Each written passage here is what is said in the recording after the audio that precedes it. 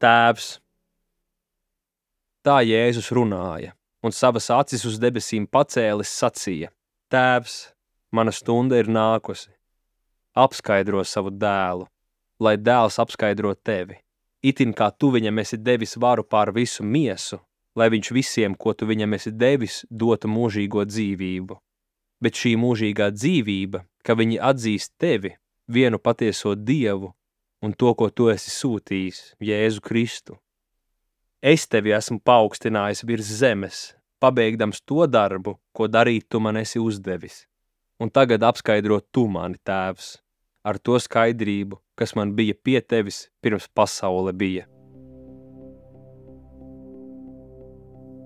Šie ir vārdi no Jēzus pēdējās lūgšanas, ko viņš pirms apcietināšanas Ģetzemanē lūdza kopā ar saviem mācekļiem.